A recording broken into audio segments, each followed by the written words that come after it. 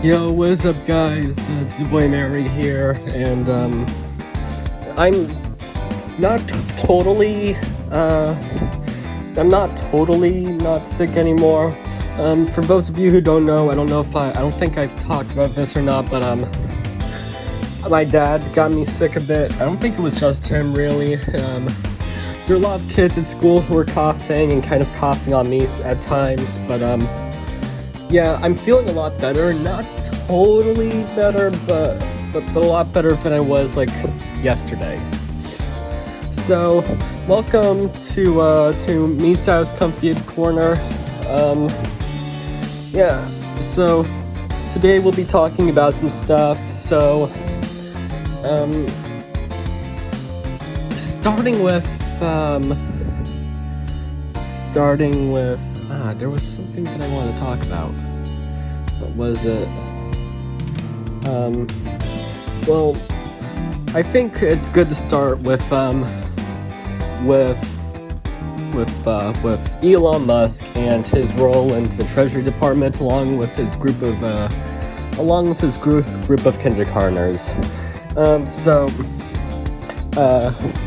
So recently, Elon Musk has gotten in charge of the Treasury, and one part in specific, a lot of parts, but two parts in specific are USAID, which I think deals with giving aid to foreign countries, and there was one that it monitors a lot of payments. More specifically, it has to deal with a lot with the personal information of everyone in the United States. That's a lot of stuff. It includes your name, your home address, social security, zip code, all of that, which is not cool. Recently, though, from what I've heard, a judge, I think, of the Supreme Court or Congress or whatever, had ruled that Musk was unable to be given access to all of that information, which is good. As what I'm pretty sure he would have done was just sell it off to a bunch of other companies. Of course, not your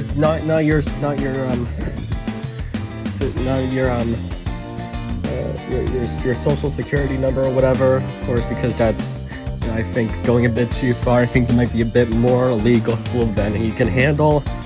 So he would have definitely sold all of that to companies who would now have all your personal information, which is not good.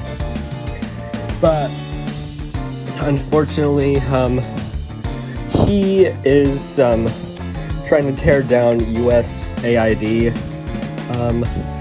Luckily, though, I'm pretty sure another person on the court or Congress had made a temporary ban on Musk doing any layoffs to any members of the USAID, which is good, but it's only temporary. And if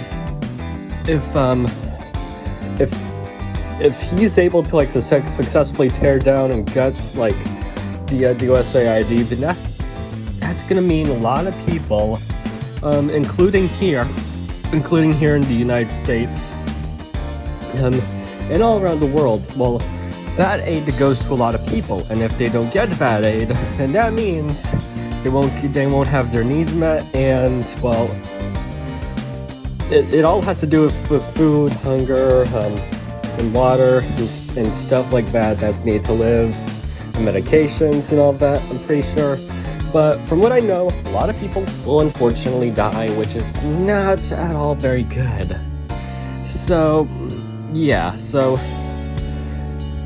if you're reliant on USAID, then it's not really too good. But I feel like, though, it might be a bit of an over-exaggeration, because if you're suffering from not having access to good food and water, and you're relying on USAID for that, then of course you're not in I know I'm rambling on a bit, but I'm trying to make this as clear as possible, because Even I don't really know too much about USAID, but what I do know is that there are a good amount of people like you watching that I'm pretty sure aren't necessarily too reliant on USAID. I think that usually, honestly, I don't really know, but I think that more has to do with a lot of the lower class of America and starving nations that don't, that aren't really that aren't really doing well. But I feel like that. Aside from that, I think we're all good. I'm not trying to minimize like a bad situation, as keep in mind I'm a bit of an idiot, and I don't exactly know how many people in the U.S. really rely on this service.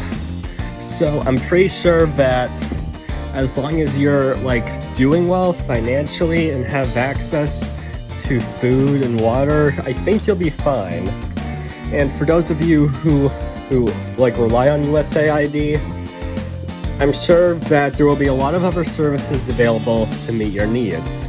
I'm hopeful with that, and I promise. I've heard that there's like this group, I think, of government workers who I'm pretty sure they said that they would gladly take over the roles that USAID serves in society around the world, so I think you'll be okay. Now, my other point a bit was, I guess, having the banning of a lot of things that have to do with trans people in American schools, as well as Trump's threats to cut funding from schools that give services to LGBTQ plus students that are centered around the LGBTQ plus community. So, of course, this is not good for a trans student, as a lot of this I'm pretty sure have to revolve around stuff like books about trans people. I'm pretty sure in school school media centers, and I guess therapy that for trans students, which in some the banning of calling up students by their preferred pronouns and going with the pronouns that fit with the gender they were assigned to at birth, and assisting stuff like transitional surgeries and stuff like that, and having to be transparent to the parents of students. Yeah, I'm pretty sure that's something which is pretty unfortunate, especially considering that for a lot of trans kids, I'm pretty sure their parents aren't very supportive, which is unfortunate, which means all information about, but when it comes to who you're being trans and your transition that you've kept from your parents before, I'm pretty sure that would all have to go back to them. And I'm definitely sure that they won't be too happy. However, while that's unfortunate, it is unfortunate. Oh, excuse me, sorry. I really don't know how to bright side to this, but what I am confident in is that there's a lot of supportive trans content creators here on YouTube, including myself. I like to think of myself in a certain way. We don't need to talk about that. The important thing is that for all members of the LGBTQ community, including trans people, we have a lot of good content creators on YouTube, including myself, who really want to help and try to make things better for you. Again, I can't stress this enough, but the Content Creator Claude Beauty 101 is a really good and supportive content creator who supports all members of the LGBTQ community, including trans people. And so together we will at least try. We will try to get through this. Whilst I can't make any promises, I can safely say that that the rights of trans people in America are viewed as invaluable by many people, and there are many groups and communities out there who are going to fight for the rights of the trans community, and we will make sure that trans people will continue to thrive here in America. So if you do have a therapist, I recommend talking to them a lot. And I always like to try and say this, but my content is no replacement for therapy. However, if you don't have access to a therapist or are unable to afford one, then I like to think that my videos are at least a good backup, like in case you don't have one available to you.